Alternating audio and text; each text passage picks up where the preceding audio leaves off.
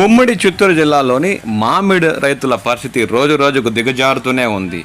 తోతాపూరి ధరలైతే నేల చూపులు చూస్తూ చివరికి ర్యాంపుల వద్ద ఫ్యాక్టరీల వద్ద వద్దే వద్దు మాకు తోతాపూరి అన్నట్టు నినాదాలు చేస్తున్నారని రైతులు ఆందోళన చెందుతున్నారు.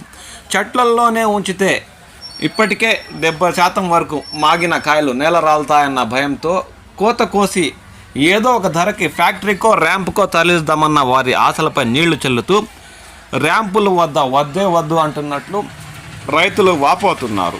గత కొద్ది రోజులుగా ర్యాంపుల వద్ద టాప్ అండ్ టాప్ అంటే తోతాపూరి కాయలకు 3 రూపాయలు పలికేది.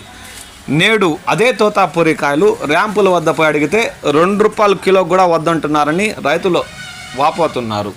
ఈరోజు ఉదయం ఒక రైతు తన తోటలో ఉన్న తోతాపూరిని ఎలాగైనా కోత కోసి సాయంత్రం కల్లా చేరుస్తా అని ర్యాంపు నిర్వాహకులను అడిగితే టన్ను 2,000 రూపాయలతో అయితే సాయంత్రం చెప్తాను, నిన్నటికే టోకన్ ఇచ్చేయడంతో ఈరోజు అవసరం కూడా ఉండదు అని పంపించి వేసినట్లు రైతు ఆందోళన చెందాడు.